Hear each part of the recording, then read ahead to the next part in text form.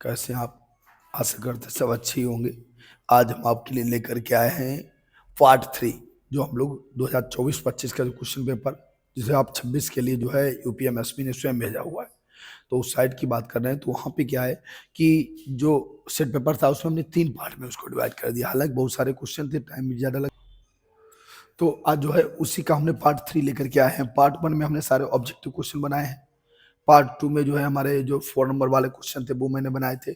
और पार्ट 3 अब हमारे पास आ रहा है जो 6 नंबर के क्वेश्चन यहाँ पे हमारे पास। हालांकि इसमें वैसे तो 3 ही क्वेश्चन होते हैं, लेकिन कुल मिला के हम क्या करेंगे कि हम इसमें जो भी अथवा वाले क्वेश्चन होते हैं, और वैसे मैं सारे क्वेश्चन कंप्लीट करने वाला हूँ। ठीक है, तो स्टार्टिंग हमारी यहीं से होती है। तीसरा नंबर हमारा क्वेश्चन है, ये आप याद रखिएगा कि इसमें जो मैं क्वेश्चन 6 करवाऊंगा तो गारंटी आपको वहां पे जो 3 क्वेश्चन आएंगे उनमें से 2 क्वेश्चन आपको इस टाइप के मिलेंगे। अगर पहली बात तो यही क्वेश्चन मिल सकता है, अगर ये क्वेश्चन नहीं मिला तो इस टाइप का आपका 100% क्वेश्चन मिलेगा। इस सवाल को मैं दावे के साथ कह सकता हूँ। हम लोग जो है फिर पेपर होने के बाद आप खुद आइएगा हमारे पास, चैनल पे आइएगा और हमसे बात करिएगा, तो देखिएगा वहाँ पे आपको मिलेगा। हालांकि हमारा व्हाट्सएप नंबर भी मिल जाएगा आपको अगर चाहेंगे।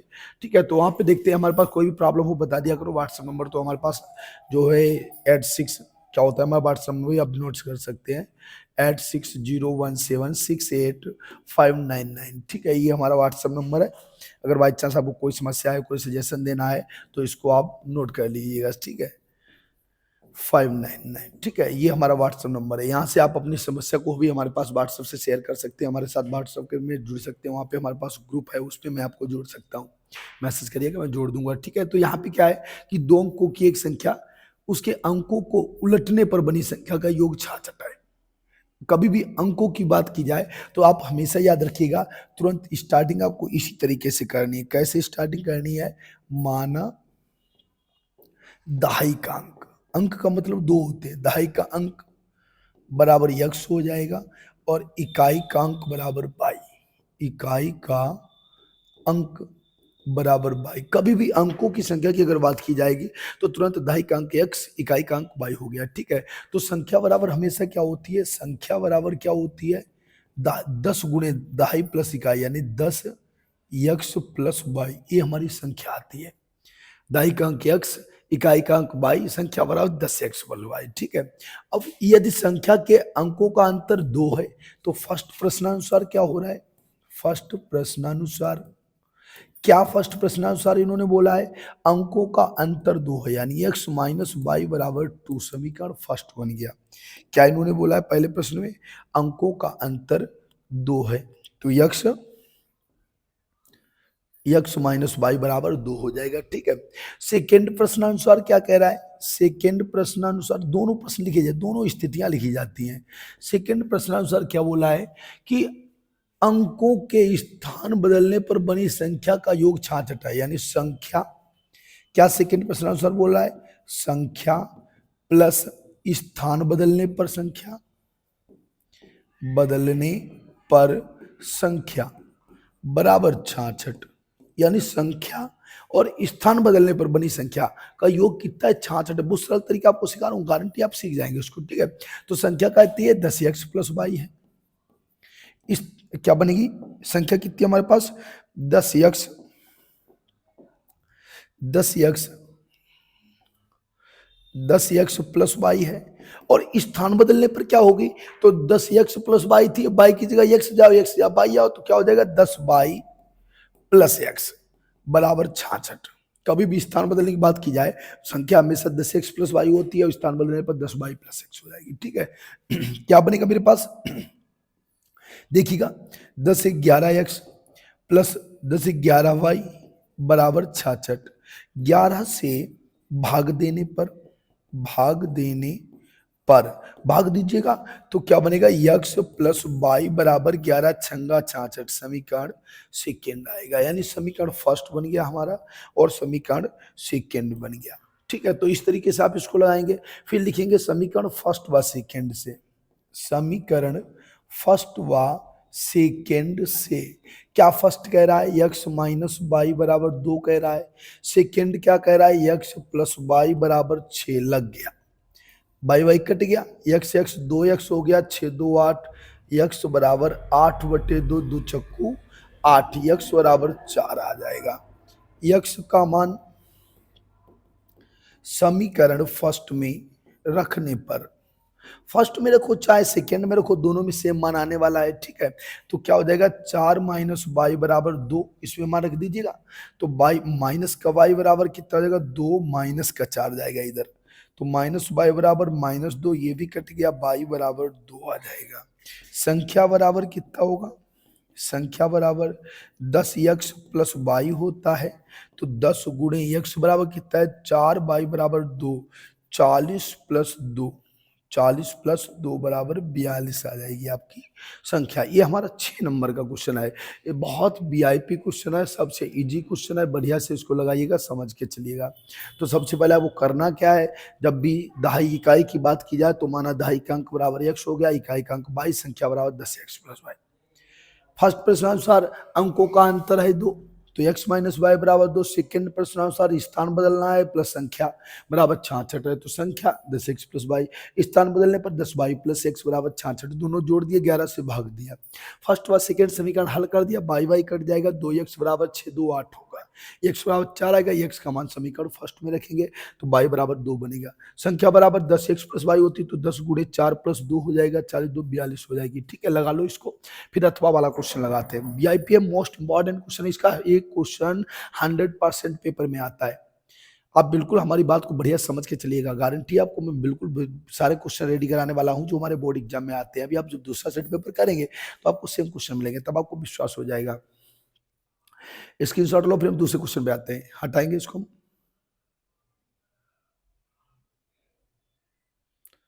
दूसरा क्वेश्चन हमारा देखो क्या कह रहा है, दूसरे क्वेश्चन पे आइएगा तुरंत, एक क्वेश्चन हटाने के बाद तुरंत इसको दूसरे क्वेश्चन पे आ जाओ। दूसरा क्वेश्चन हमारा क्या कह रहा है, 5 वर्ष पूर्व नूरी की आयु सोनू की आयु की 3 गुनी थी। बस दूसरा क्वेश्चन हमारा क्या कह रहा है, देखना, 5 वर्ष पूर्व नूरी की आयु, 5 वर्ष पूर्व नूरी की आयु सोनू की आयु की 3 गुनी थी। 10 वर्ष बाद नूरी की आयु सोनू की आयु की 2 गुनी हो जाएगी। नूरी की आयु, नूरी और सोनू की आयु बतानी है आपको। क्या बताना है, नूरी और सोनू की आयु। आपको मैं पूरा क्वेश्चन दिखाता हूं,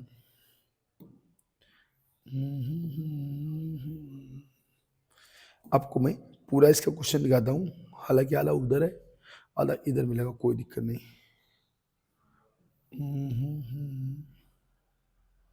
ये रहा, 5 नूरी और सोनू की आयु कितनी होगी, ठीक है। आयु कितनी होगी आपको बताना है, ठीक है। पूरा पेपर है मेरे पास, बस ज्यादा क्वेश्चन नहीं है, 3 4 के 2 है, 5 के 2 है, बस 6 टोटल 6 क्वेश्चन है। हालांकि मैं अथवा वाला इसलिए करवा रहा हूँ कि इसमें 100% यहाँ से क्वेश्चन बनेगा, ठीक है। तो देखो यहीं से पहले शुरुआत करते हैं, नूरी की आयु और सोनू की आयु बताते हैं, ठीक है। क्या इन्होंने बोला है, इन्होंने कहा है 5 वर्ष, देखिए 3 का अथवा वाला क्वेश्चन की आप बात करेंगे, 3 का अथवा, 3 का क्वेश्चन का अथवा वाला है, अथवा वाला, ठीक है। क्या इन्होंने कहा है, नूरी की आयु सोनू की आयु, तो तुरंत लिख दो, माना नूरी की आयु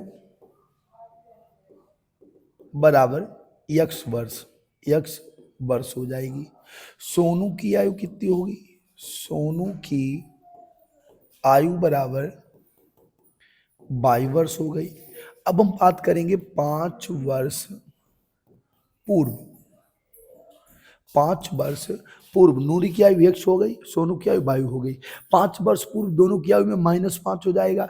क्या इन्होंने कहा, नूरी की आयु सोनू की आयु की 3 गुनी थी, तो नूरी की आयु क्या स्थिति है, नूरी की आयु 6 नंबर का क्वेश्चन है, बढ़िया होगा जरूर, बराबर सोनू की आयु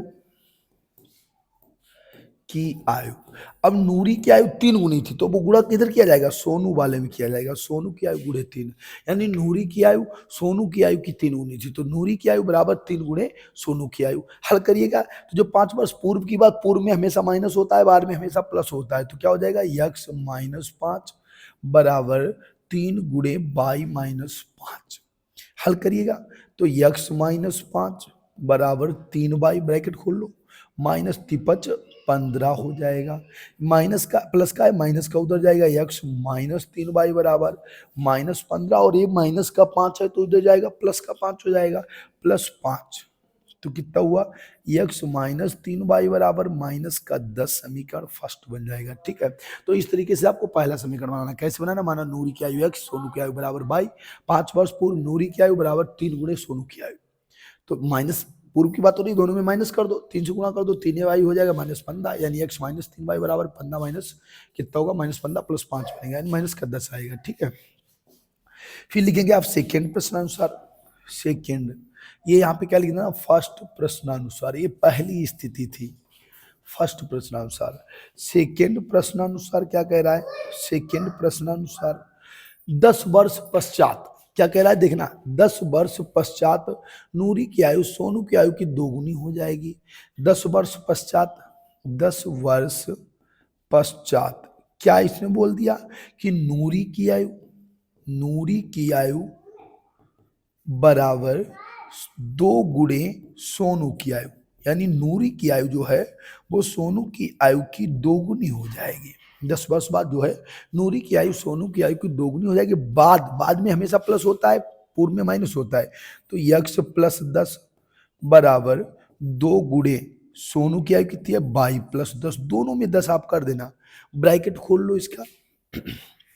तो क्या बनने वाला है, x प्लस 10 बराबर कितना होगा, 2y प्लस 10 दूनी 20 हो जाएगा, प्लस का 2y उधर जाएगा, माइनस का हो जाएगा। तो x माइनस 2y बराबर 20 माइनस 10, x माइनस 2y बराबर कितना आएगा आपका आंसर, 10 आएगा। 10 समीकरण सेकेंड हो गया, x माइनस 2y बराबर 10 बनेगा। ठीक है, x प्लस 10, यहाँ पे क्या बना हमारे पास, x प्लस 10 बराबर 2y प्लस 10 दूनी 20 हो गया। तो x माइनस 2y बराबर 20 माइनस 10 यानी 10 बनेगा। फिर क्या हल करेंगे आप, समीकरण फर्स्ट और सेकेंड से हल कर देंगे। क्या होने वाला है, समीकरण फर्स्ट व सेकेंड से, फर्स्ट वाला उतारिएगा, क्या है, x माइनस 3y बराबर minus 10, second x minus 2y बराबर 10।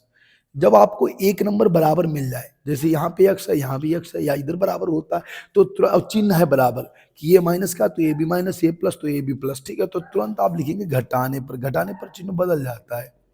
घटाने पर, घटाने पर क्या होता, प्लस का माइनस, प्लस वाला माइनस और माइनस वाला प्लस हो जाता है, प्लस वाला माइनस। ठीक है, अब क्या बनेगा देखना, तो ये तो कट गया, ये 3 से 2 के माइनस का y बनेगा, 10 10 माइनस का 20 बनेगा, यानी क्या आएगा आपके पास, y बराबर 20 हो गया। y का मान समीकरण फर्स्ट में रखने पर अब y का मान वापस कर दीजिएगा। जैसे y का मान आए, y का मान फर्स्ट में, तो क्या है हमारे पास, x माइनस, ये रहा समीकरण फर्स्ट, तो 3y, 3 गुणे 20 बराबर माइनस के 10, यानी x माइनस 60 बराबर माइनस 10, माइनस का है प्लस में जाएगा, या माइनस 10 प्लस का 60 हो जाएगा, x बराबर 50 cm हो गया, 50 हो गया। ठीक है, तो नूरी की आयु बराबर 50 वर्ष हो गई। सोनू की आयु, 6 नंबर क्वेश्चन है, आयु वाला एक 100% आएगा, बराबर 20 वर्ष हो गई। अब आप अगर तुलना करना चाहो तो देखो क्या 10 आ रहा है कि नहीं आ रहा है, देखो 5 वर्ष पूर्व, यानी नूरी की आयु कितनी होगी, 5 वर्ष पूर्व 45 हो गई, और सोनू की आयु कितनी है, 3 गुनी है, सोनू की आयु 5 वर्ष पूर्व कितनी हो जाएगी, 20 है, 15 हो जाएगी, 15 तिया 45, 3 गुनी है, जाहिर सी बात है। ठीक है, आपका आंसर आगे लगा लीजिएगा। फिर अगले क्वेश्चन पे आते हैं, 4 क्वेश्चन और बच्चे जल्दी लगाइएगा। 2 नंबर क्वेश्चन हो गया, बहुत सरल तरीका है, इससे सरल फिर कहीं नहीं, इससे सरल कहीं नहीं। ठीक है, और ये ध्यान रखिएगा, इनमें से 100% क्वेश्चन आने वाले हैं। ठीक है, नूरी की आयु x, सोनू की आयु y हो गई, 5 वर्ष पूर्व की बात करना, फिर 5 वर्ष बाद, 10 वर्ष बाद की बात कर देना, समीकरण में जाएगा बस घटा देना। ठीक है, लगा लीजिएगा। फिर नेक्स्ट क्वेश्चन पे आते हैं। अगर ना समझ में आएगा तो तुरंत वहीं पे बैक करके देख लिया करो। जैसे एक बार आपने क्वेश्चन समझा और नहीं समझ में आ रहा है, तो हालांकि हमारा रिवीजन करने के बजाय आप स्वयं उसको बैक कर दो, बैक करके देख लो तो ज़्यादा बेटर तैयारी हो जाती है, बढ़िया समझ में आ जाता है। समझ लो, डबल रिवीजन एक साथ मिल जाता है। तीसरे क्वेश्चन पे चलेंगे हम, स्क्रीनशॉट लो इसका, स्क्रीनशॉट लो, फिर हम तीसरे पे चलेंगे, टाइम कम है।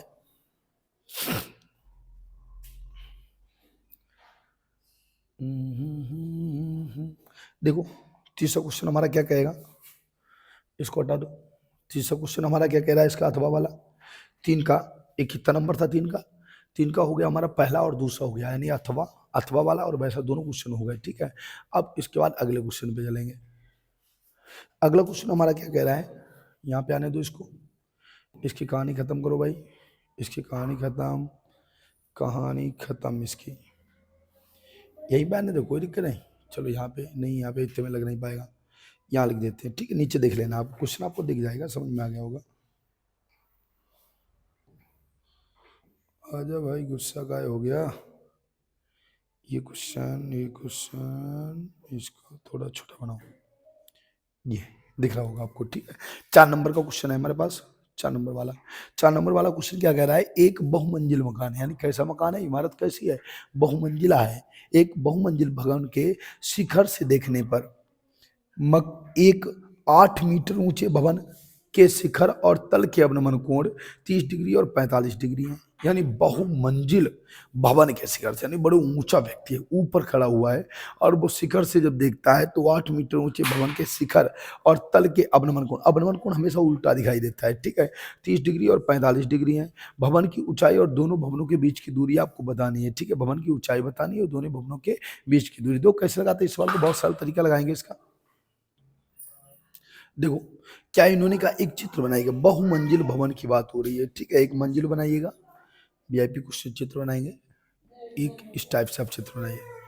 ये माना एक बहुमंजिला इमारत हो गई। ठीक है, इसके पास से एक छोटी सी इमारत है, यहाँ से एक छोटी इमारत हो गई, इसको थोड़ा दूर बनाते हैं।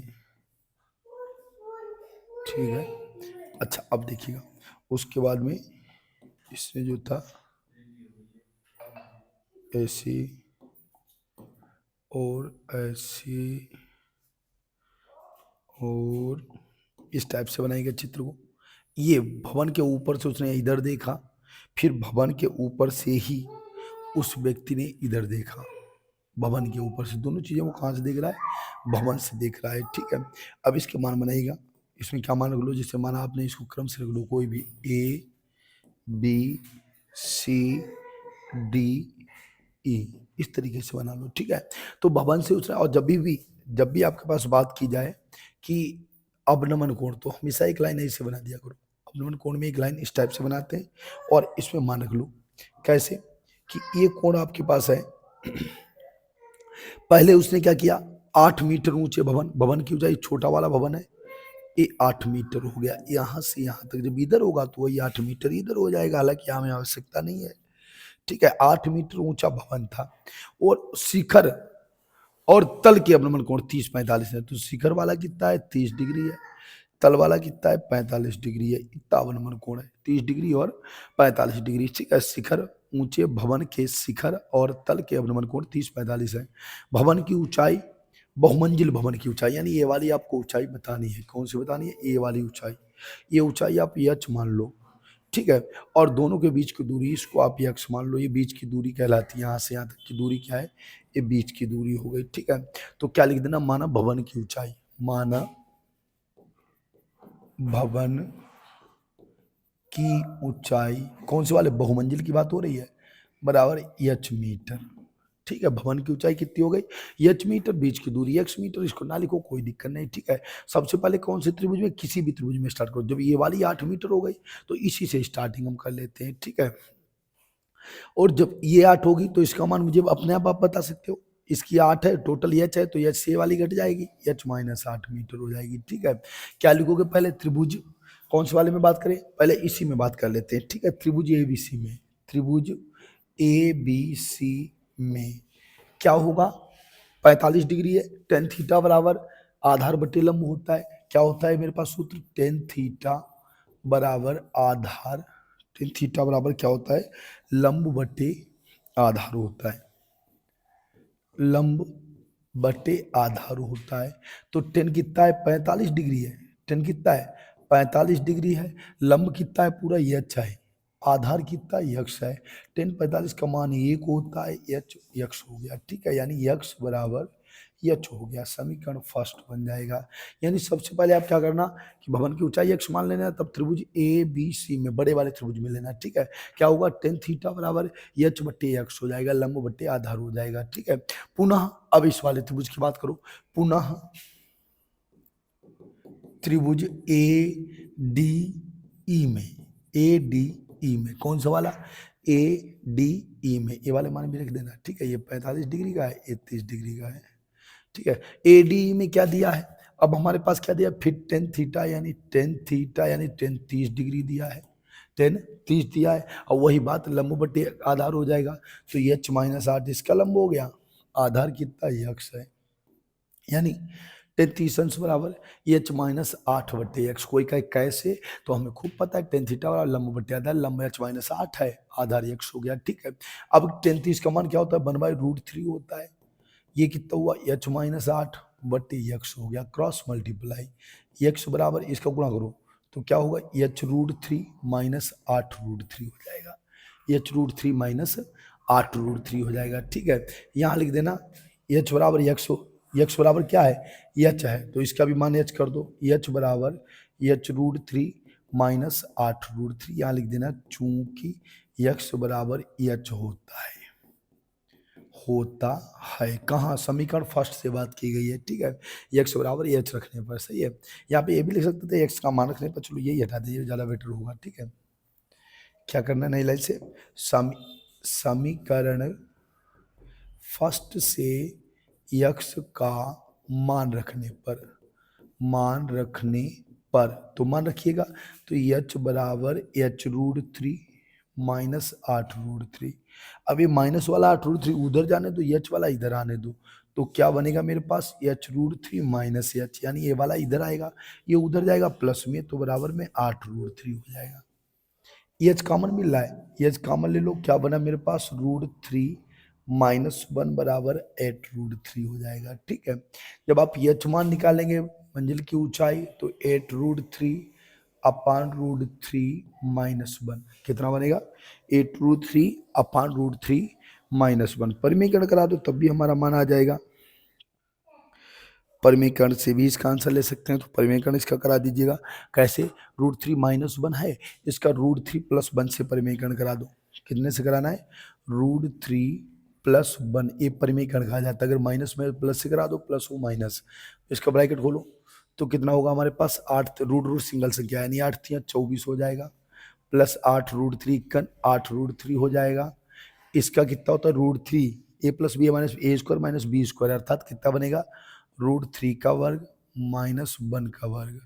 क्या बनने वाला है नई लाइन से, 24 प्लस एट√3, इसका हो जाएगा 3 माइनस एक, यानी 24 प्लस आठ√3 बट्टे दो, दो से काट दो, दो से इसका डिवाइड आने दो, दो से काटो 12, दो चक्कू 8, कितना हुआ 12 प्लस 4√3 मीटर। ये क्या हुआ, भवन की ऊंचाई, और एच का मान समीकरण फर्स्ट में रखने पर,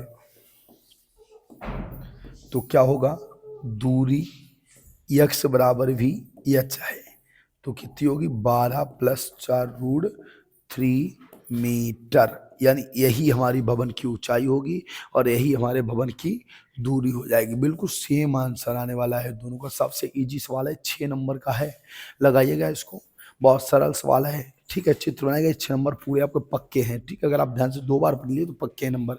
45 डिग्री कोण है, ये छोटे एक्स बनाया हमने, एक्स बराबर एच बन गया समीकरण फर्स्ट। फिर दूसरे त्रिभुज में लिया हमने, ठीक है, एच माइनस आठ बटे एक्स आप करेंगे, ठीक है।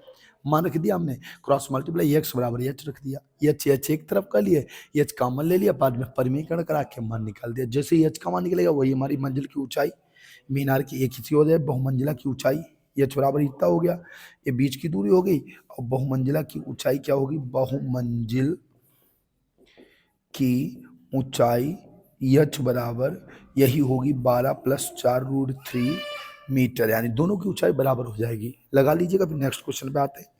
स्क्रीनशॉट मारो, थोड़ा जल्दी चलेंगे। हालांकि आपको अगर रिवीजन करना हो तो थोड़ा दोबारा चाहे इसको पूरा पढ़ लेना, और नहीं तो इसी को बैक करके देख लेना, थोड़ा थोड़ा सा बैक करो, तुरंत देख लो उसको, ठीक है। हम अगले क्वेश्चन पे आते हैं, टाइम हमारे पास कम है, क्वेश्चन बहुत सारे करने, भी 3 क्वेश्चन बाकी हैं। लगाइएगा इसको। अगले क्वेश्चन पे आते हैं। देखो अगला क्वेश्चन हमारा क्या कह रहा है। देखो अगला सवाल हमारा क्या कह रहा है, ध्यान से देखिएगा। पहले मैं सवाल को थोड़ा सा जूम कर देते हैं ताकि आप लोग बढ़िया देख सको, बाद में हम दोबारा अच्छे से सवाल लेंगे, ठीक है। तो देखो क्या इन्होंने कहा है, भूमि के एक बिंदु से भूमि के एक बिंदु से 10 मीटर ऊंचे शिखर का उन्नयन कोण 30 डिग्री है। भवन के शिखर का एक ध्वज, उस शिखर के ऊपर एक शिखर है 10 मीटर ऊंचा और वहां से एक ध्वज लगाया गया है। पी से ध्वज के शिखर का उन्नयन कोण 45 डिग्री है। ध्वज खंड की लंबाई और पी बिंदु से भवन की दूरी, ये बात आपको इसमें बतानी हुई है। चलो देखते हैं। देखो भाई क्या कह रहा है क्वेश्चन हमारा, 4 नंबर का अथवा है, 4 नंबर का अथवा क्वेश्चन है, ठीक है। तो सबसे पहले एक चित्र बनाओ। जैसे भूमि से क्या था, एक ध्वज था, ध्यान देना, ये इस तरीके से है, ठीक है। और यहां से एक बिंदु है हमारे पास, यहां से एक बिंदु है उन्नयन कोण, ये यहाँ यहाँ तक आएगा, ठीक है। और उसी बिंदु से यहाँ तक का उन्नयन कोण कितना हो गया, ये हो गया 30, यहाँ, ठीक है। और इसी बिंदु से क्या किया इन्होंने, इसी बिंदु से इन्होंने यहाँ पे एक ध्वज लगा दिया। ये यहाँ पे ये ध्वज लहरा रहा है और ध्वज से भी उन्नयन कोण आपको बता दिया है कि ध्वज से देखने पर वही उन्नयन कोण बदल जाता है यहाँ से, ठीक है। ये हमारा चित्र है, ठीक है। मान रखिएगा, क्या मान रख दिया हमने, ए बी सी, कोई भी मान रख दो, डी रख दो, ठीक है। अब इन्होंने, अब इनके सवाल पे आओ। इन्होंने कहा है बिंदु पी से, इसका नाम क्या है, इसका नाम पी है, इसका इनके हिसाब से नाम रखते हैं, ठीक है। नामकरण इनके हिसाब से करेंगे। तो बिंदु क्या होगा, इसका नाम हमने क्या रख दिया, इसका नाम हमने रख दिया पी, ठीक है। पी से 10 मीटर ऊंचे मीनार, ठीक है। पी क्यू क्यू, इसका नाम आर रख लो, क्या रख लो, आर इसका नाम रख लो, ठीक है। इसका नाम कुछ भी रख दो, डी रख दो, ठीक है, या यस लिख दो। यहाँ पे क्या लिख देना, यहाँ पे यस लिख देना, ठीक है। अब इन्होंने क्या कहा है कि 10 मीटर ऊंचे भवन, भवन की ऊंचाई कितनी है, ये ऊंचाई कितनी है, 10 मीटर है यहाँ से यहाँ तक की, ठीक है। शिखर का उन्नयन कोण 30 डिग्री है। यदि उन्नयन कोण कितना है, 30 डिग्री है, शिखर का उन्नयन कोण 30 डिग्री है, ठीक है। फिर इन्होंने कहा इसके ऊपर ध्वज लहराया गया और तब शिखर का उन्नयन कोण कितना हो गया, ध्वज के शिखर का उन्नयन कोण कितना हो गया, ये 45 डिग्री हो गया, 45 डिग्री। आपको बताना है ध्वज की लहराए, ध्वज खंड की लंबाई याद करनी, ध्वज खंड की लंबाई ये आप एच मान लेंगे, ठीक है। और भवन से बिंदु की दूरी आप एक्स मान लेंगे, ठीक है। तो क्या लिखेंगे, माना, लगा दो इसको, बहुत सरल सवाल है, माना ध्वज खंड की ऊंचाई या लंबाई कुछ भी मान लो बराबर एच मीटर हो गई, ठीक है। और भवन से बिंदु की दूरी, शिखर से बिंदु की दूरी कितनी होगी, एक्स मीटर, लिखो ना लिखो कोई दिक्कत नहीं। अब स्टार्टिंग कहाँ से कर दें, 45 डिग्री दिखे तो सबसे पहले स्टार्टिंग यहीं से करो, लेकिन यहाँ से मत करना, पहले सिंगल मान लीजिएगा, ठीक है। त्रिभुज पी क्यू एस में क्या लिखेंगे, त्रिभुज पी क्यू एस में क्या होगा, त्रिभुज पी क्यू एस में 10 30 अंश है, आधार बट्टे ऊंचाई भी आपने लगाया, तो वही सवाल है हमारे पास, क्या होगा सूत्र हमारे पास, टेन थीटा बराबर लंब बट्टे आधार होता है। तो 10 कितना हो गया, 30 डिग्री हो गया। लंब कितना मेरे पास है, 10 है, आधार हो गया एक्स, 10 30 का मान 1/√3, 10 बट्टे एक्स हो जाएगा, क्रॉस मल्टीप्लाई एक्स बराबर 10√3 मीटर हो जाएगा, ठीक है। ये तो हालांकि हमारी ऊंचाई भी आ गई, सही है। पुनः पुनः बहुत सरल सवाल लगने वाला है, इसके आगे अगर आगे आप बढ़ाओगे तो आगे बढ़ जाएगा, ठीक है। तो बराबर इसको कैसे लगाओगे, √3 का 1.732 मान होता है, एक जीरो है, एक अंक दशमलव बैक कर दो, 17.32 मीटर, बीच की दूरी कितनी हो गई, 17.32 मीटर हो जाएगी, ठीक है। फिर क्या है, पुनः त्रिभुज, त्रिभुज अब पूरा वाला त्रिभुज आर यानी पी क्यू आर में क्या नाम होगा, पी क्यू आर में, अब की क्या होगा, फिर वही बात है, 10 थीटा बराबर लंब बटे आधार होता है। 10 कितना की है, 45 डिग्री है। लंब कितना है मेरे पास, लंब का मतलब दोनों मान जोड़िएगा, ए वाला और ये वाला, क्योंकि पूरी ऊंचाई ले रहे हैं हम, ठीक है। तो एच प्लस 10, आधार कितना है, एक्स है, ठीक है। अब कितना मान आएगा मेरे पास, देखना 10 45 का मान एक होता है, एच प्लस 10, और यक्स का मान कितना है, वो रहा मेरे पास 10√3, ठीक है, कितना लिख लेना, यही वाला लिख देते हैं, या 17.32 लिख दो, 17.32 यहाँ पे लिख देना, चूंकि x बराबर 17.32 मीटर, ठीक है। तो ये हमारा आंसर आया हुआ है, वही वाला मान रख दिया, ठीक है।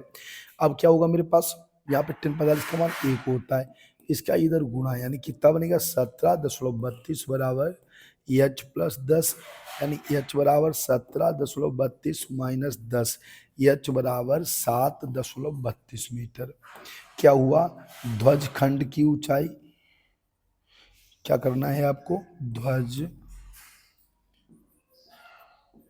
ध्वज खंड की लंबाई कितनी हो गई, 7.32 मीटर, और बीच की दूरी कितनी आ गई, बीच की दूरी कितनी हो गई, 17.32 मीटर। आपका फाइनल आंसर आएगा। इतना सरल सवाल था, ये सबसे अच्छा सवाल था ये।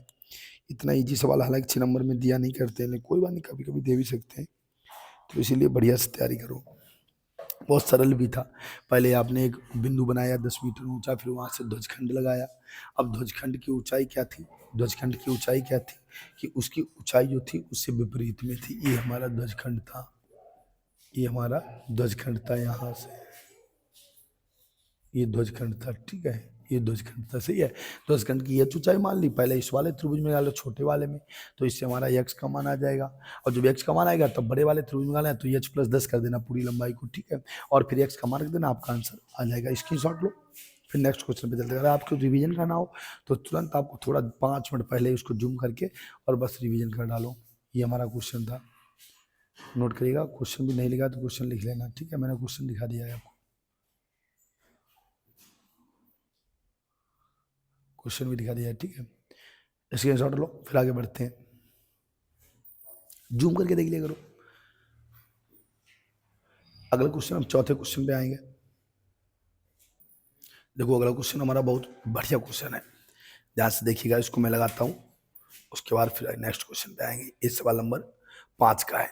सवाल नंबर 5 का कौन सा क्वेश्चन आ रहा है, 5 का फर्स्ट वाला क्वेश्चन आ रहा है। हालांकि हमने 4 का भी लगा दिया, 3 के भी लगा दिए, 5 नंबर पे आते हैं, ठीक है। तो लगातार जुड़े रहिए, तभी आप बेहतर क्लियर कर पाएंगे। 5 नंबर क्या इन्होंने कहा है, यहाँ से देखिएगा, ठीक है। ये हमारा 5 नंबर का क्वेश्चन है।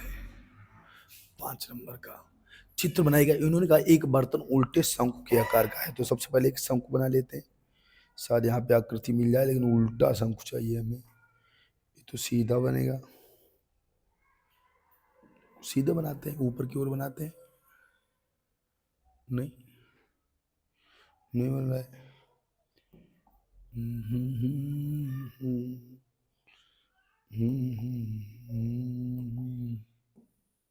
हो सकता है, चलो भाई देखते हैं पलट के। ये शंकु हो गया, इसको घुमाओ,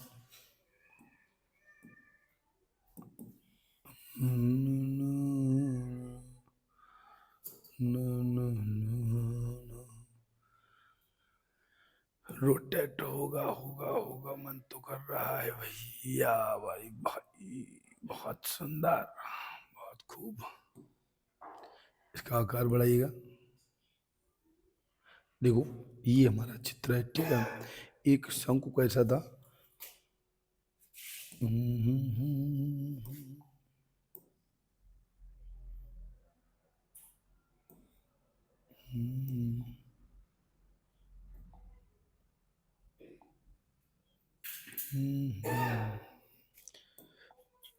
हटाओ हटाओ हटाओ, दोबारा बनाते, देखो एक आप एक शंकु बनाएंगे, बढ़िया सा बनाते हैं, ठीक है। एक शंकु बनाइएगा,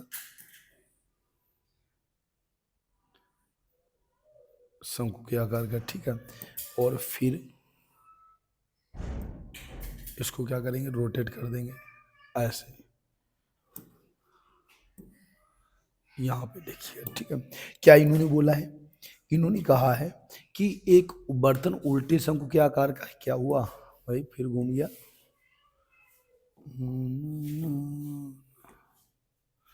अब देखो नहीं पलटा मारेगा, फिर घूम जा रहा है। चलो कोई बात नहीं, मैं बना लेता हूँ, इतना टाइम है नहीं। देखो ध्यान दीजिएगा इसको, क्या बनाना है आपको? एक शंकु बनाना है, उल्टा शंकु बनाना है, यानी इस टाइप से, इस टाइप से एक गोला आपको बनाना है, ठीक है। और गोला के बाद ये हमारा क्या हो गया? शंकु हो गया, ठीक है। उल्टा शंकु के आकार का है। फिर इस पर क्या क्या दिया गया है? इसके अंदर के मान देखिएगा, इसके अंदर क्या क्या दिया गया है? इसके अंदर ये इसकी त्रिज्या, यहाँ से ये त्रिज्या होती है, तो इसको त्रिज्या कहते हैं। आर बराबर कितना दिया है? आर बराबर शंकु के आकार का, इसकी ऊंचाई 5, त्रिज्या 5 सेंटीमीटर, त्रिज्या 5 सीएम हो गई। ऊंचाई ये होती है, एच कितनी है? ये 8 सीएम हो गई, ए वाली ऊंचाई होती है, ठीक है, 8 सीएम हो गई। अब इसको लगाना है आपको, ठीक है। कैसे लगाएंगे? बहुत सरल तरीके से लगाएंगे सवाल। तो देखो कैसे लगाना है। हाँ, अभी मैंने बताया शंकु के लिए त्रिज्या आर, एच बराबर कितनी है? 8 है, आर बराबर 5 है, ठीक है। तो शंक्वाकार बर्तन का आयतन कितना होता है मेरे पास? शंक्वाकार बर्तन का आयतन कितना होगा? देखना, बर्तन का आयतन कितना? 1/3 पाई आर स्क्वायर एच होता है। मान रखिएगा, तो 1/3 पाई, आर का मान कितना है मेरे पास? 5 सेंटीमीटर है, गुड़े 5, 2 बार, एच का मान 8, 5 25, अच्छे 8 200, कितना हो जाएगा? 200 पाई बाई 3 सीएम क्यूब। ये शंक्वाकार बर्तन का आयतन, केवल पाई में ही मान रखिएगा, ठीक है। डायरेक्ट उसको पाई में ही लगाएंगे हम, ठीक है। फिर क्या लिखेंगे कि इन्होंने कहा है कि जब बर्तन में शीशे की गोलियां डाली जाती है तो 0.5 सेंटीमीटर त्रिज्या वाली गोलियां हैं, और भरे हुए पानी 1/4 भाग बाहर निकल जाता है। तो आप तुरंत क्या निकलेगा? अतः बाहर निकले पानी का आयतन, पानी का आयतन कितना बाहर निकल रहा है? कितना पानी बाहर निकल रहा है? 1/4 भाग बाहर निकल रहा है। तो 1/4 से गुणा कर देंगे, कितना हो जाएगा? 200 पाई बटे 3 गुणे 1/4, 50 चक्कू 200, कितना हो जाएगा? 50 पाई बटे 3 सीएम क्यूब। इतना पानी बाहर निकल गया, ठीक है। अब गोली, अब आ जाओ गोली पे। जैसे अब एक किसका था? ये बर्तन का था, बर्तन में जो पानी बाहर निकला उतना आयतन हो गया, ठीक है। अब एक गोली की त्रिज्या कितनी है? गोली की त्रिज्या क्या कह रही है? गोली की त्रिज्या त्रिज्या कितनी? गोली की त्रिज्या है आर बराबर 0.5 सीएम है। तो एक गोली का आयतन, एक गोली का आयतन, क्या सूत्र हमारे पास होता है? गोली का आयतन 4/3 पाई आर क्यूब होता है। तो गोली का आयतन निकलेगा 4/3 पाई आर क्यूब, मान रखिएगा। तो 4/3 पाई, आर का मान 0.5 घात 3 हो जाएगा। 0.5 की घात 3 कितना होगा? 55 25 25 पंचे 125 होता है, 3 अंक दशमलव 1 अंक का 3 अंक हो जाएगा। तो 4/3 पाई गुणे 0.125, 125 चक्कू 500, कितना होगा? 0.500 पाई बट्टे 3, यानी कितना बनेगा आपके पास? 0.5 बट्टे 3 पाई सीएम क्यूब। डबल जीरो है, जीरो हटा दीजिएगा, ठीक है। 0.5 बट्टे 3 पाई सीएम क्यूब होगा, ठीक है। कुल गोलियों, आपसे क्या पूछा? कुल गोलियों की संख्या बताओ। अतः कुल गोलियों की संख्या, कुल गोलियां यानी इतना आयतन बाहर निकल जाता है, ठीक है। कुल गोलियां बराबर कितना हो जाएगा? बाहर निकले पानी का आयतन, बाहर निकले पानी का आयतन अपान एक गोली का आयतन, एक गोली का आयतन। तो कितना आएगा हमारे पास? बाहर निकले पानी का आयतन अपान एक गोली का आयतन। कितना बाहर निकला पानी? यहाँ पे लगा देते हैं, इधर तो कोई दिक्कत नहीं, यहाँ यही वाला आंसर हम यहाँ पे लगा देते हैं, ठीक है, इधर लगा देते हैं। तो बाहर कितना पानी निकला था? देखना, बाहर निकला था 50 पाई बटे 3, और एक गोली का आयतन कितना है? 0.5 बटे 3 पाई। इधर देख लेना, ठीक है, वही वाला क्वेश्चन हमने उधर लगा दिया है। तो कितना बनेगा? पाई से 3 हटा, पाई से पाई हटा, कितना बचा? 50 बटे 0.5, पॉइंट हटाया 0.50, कितना? 100 पच्चे 500, आपका आंसर 100 गोलियां आएगा। कितना आंसर आने वाला है? 100 गोलियां, यानी कुल गोलियां कितनी शीशे की हो जाएंगी? 100 गोलियां हो जाएंगी। लगा लीजिएगा। फिर नेक्स्ट क्वेश्चन पे आते हैं। ज़्यादा कठिन क्वेश्चन नहीं है, बहुत सरल क्वेश्चन है। अब लास्ट क्वेश्चन और बचा, वो भी लगा लेते हैं, बस छोड़ते हैं, ठीक है। इसकी शॉर्ट ले लो क्योंकि हमें आगे बढ़ना है। अगर आपको रिवीजन करना हो तो दोबारा एक बार और क्वेश्चन को देख लेना, बैक करके 5 मिनट बैक करके दोबारा फिर देख लेना, बस सीख जाओगे, अब रिवीजन हो जाएगा, बढ़िया तैयार हो जाएगा। नेक्स्ट क्वेश्चन देखो, देखो लास्ट क्वेश्चन इसका अथवा वाला है, वो भी देख लेते हैं, बस ओवर करते हैं। क्या इन्होंने बोला हुआ है? इन्होंने बोला एक गोलाकार कांच के बर्तन, कांच का बर्तन कैसा है? एक गोलाकार बर्तन है, ठीक है। तो इसमें देखो कैसे इसको लगाएंगे हम। गोलाकार कांच के बर्तन में एक बेलन के आकार की गर्दन, बेलन के आकार की गर्दन है, यानी कांच का बर्तन है गोलाकार, और बेलनाकार गर्दन जैसे इस तरीके का है, घड़ा टाइप का है। ये गोलाकार बर्तन हो गया, गोलाकार बर्तन हो गया है, ठीक है। और यहीं पे कांच एक आकार इसका कैसा है, इस टाइप से है, ये गर्दन है इसकी, ठीक है। फिर इन्होंने क्या कहा है, इन्होंने बताया है इसका व्यास, गोलेकार भाग का व्यास कितना है, 8.5 cm। व्यास का मतलब पूरा होता है, ठीक है। और इसकी लंबाई कितनी है, 8 cm इसकी ऊंचाई हो गई। और त्रिज्या इसकी कितनी हो जाएगी, आर बराबर कितनी है, 2 cm हो गई। व्यास 2 cm है, तो आर बराबर इसका व्यास, व्यास लिखिएगा, आर नहीं लिखिएगा। क्या इन्होंने बोला है, इसका व्यास यानी ये भाग 2 cm हो गया, ये सवाल दिया गया है, ठीक है। तो सबसे पहले बेलन का अलग आयतन निकाल दो, गोले का अलग आयतन निकाल दो, दोनों को जोड़ दीजिए। अगर इतना आ रहा है तो सही है, नहीं तो गलत है, क्योंकि बच्चे ने बर्तन जो मापा है तो उसका आयतन 345 आया। आपका देखते कितना आयतन आता, बस हमारा आंसर आ जाएगा, ठीक है। तो सबसे पहले क्या लिखना, बेलनाकार भाग के लिए स्टार्टिंग करो। इसकी दो भाग हैं, तो सबसे पहले लिखना बेलनाकार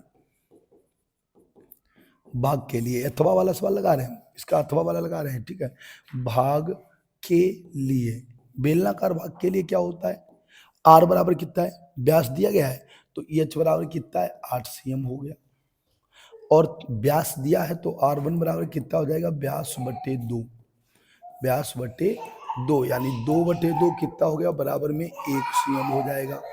तो बेलनाकार भाग का आयतन, बेलनाकार भाग का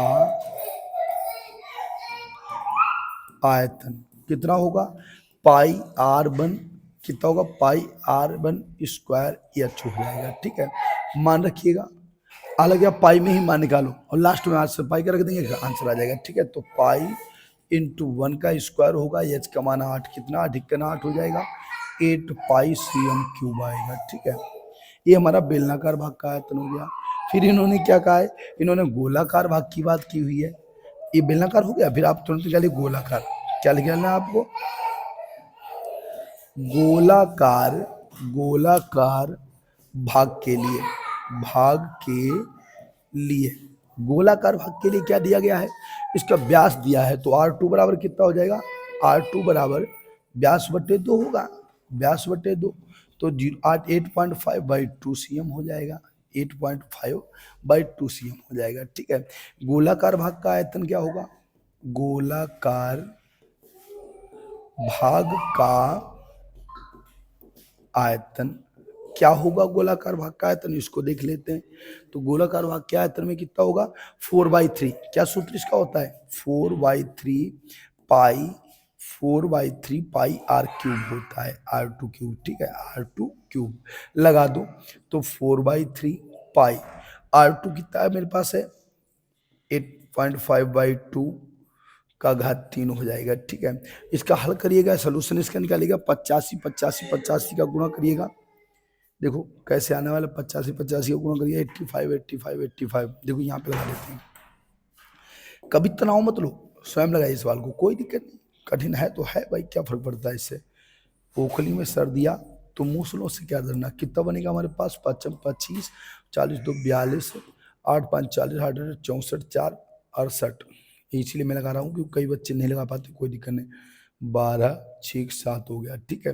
10 लोग गया 2 अंक, फिर 85 का करिएगा, 5 25, 5 2 10 2 12, 5 2 10 11, 5 5 36, कितना हुआ, 8 5 40, 8 2 16, 4 20, 8 2 16, 2 18, 8 से 56, 1 57, जोड़िएगा 5 2 1, 8 6 14, 7 3 10 11, 5 1 6, दशमलव कितने अंक जा रहा है, 3 अंक दशमलव जा रहा है, यानी कितना बनेगा हमारे पास, 604/3 पाई गुणे कितना बनेगा, 614.12, और बट्टे में कितना, 2 की घात 3, 2 दूनी 4 दूनी 8 हो जाएगा, इसको काट दो, 4 दूनी 8 हो जाएगा, ठीक है।